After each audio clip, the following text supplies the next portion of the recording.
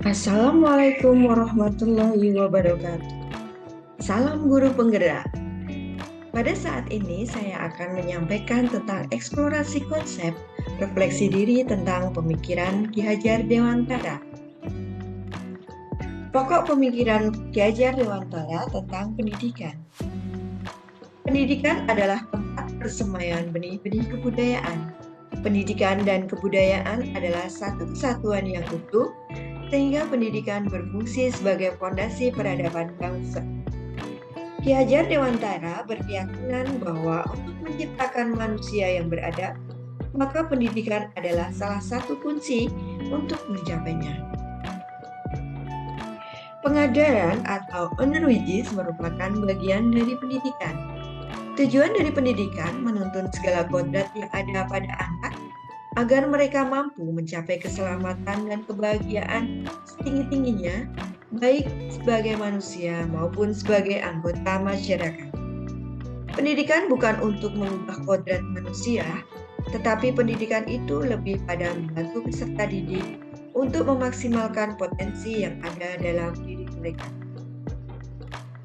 Perubahan dalam dunia pendidikan adalah suatu keniscayaan. Ada 3 kerangka perubahan Ki Hajar Dewantara mengenai filosofi pendidikan. Yang pertama adalah kodrat keadaan, di mana kodrat keadaan ini terdiri dari kodrat alam dan kodrat zaman. Yang kedua adalah prinsip perubahan, yang sering disebut dengan asas Trikon, yang terdiri dari kontinuitas, konvergensi, dan konsentris. Kontinuitas menyatakan bahwa ketika kita bergerak maju ke depan, maka tidak boleh melupakan akan akar budaya yang hakiki dari masyarakat. Konvergensi adalah pendidikan harus memanusiakan manusia. Dan yang terakhir adalah konsentris. Di sini berarti pendidikan harus menghargai keragaman dan kemerdekaan pembelajaran. Dan apa yang berubah tentunya adalah budi pekerti.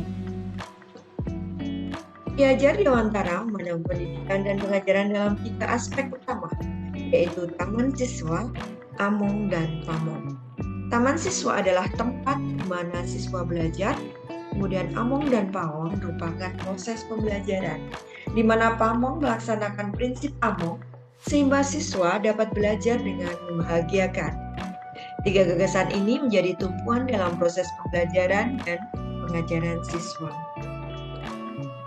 Pemikiran Ki Hajar Dewantara yang lain dan sangat terkenal dalam dunia pendidikan di Indonesia yaitu yang pertama adalah Engarso Sumtulodo, di mana di depan memberi contoh. Kedua, Ing Madyo Mangunkarso, di tengah membangun semangat dan kemauan. Dan yang terakhir adalah Tutburi Handayani, di belakang memberikan dorongan. Pembelajaran dan filosofi Ki Hajar Dewantara untuk yang pertama yaitu kemerdekaan dan perbedaan pada murid. Yang kedua adalah mengikuti perkembangan zaman. Yang ketiga tidak bertentangan dengan nilai-nilai kemanusiaan. Dan yang terakhir adalah pembangunan budi pekerti yang seimbang atau tidak timpang.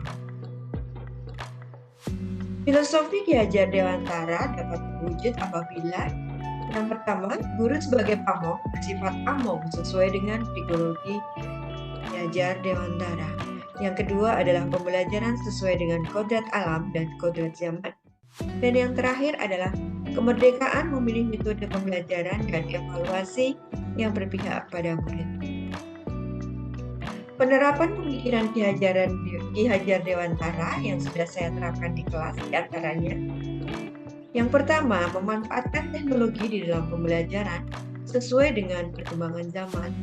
Yang kedua, membangun konteks belajar yang relevan dengan lingkungan peserta didik.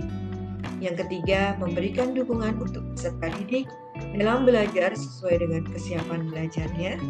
Dan yang terakhir, mewujudkan kelas yang menyenangkan, penuh kegembiraan yang dapat menghasilkan budaya senang belajar dan belajar sepanjang hayat.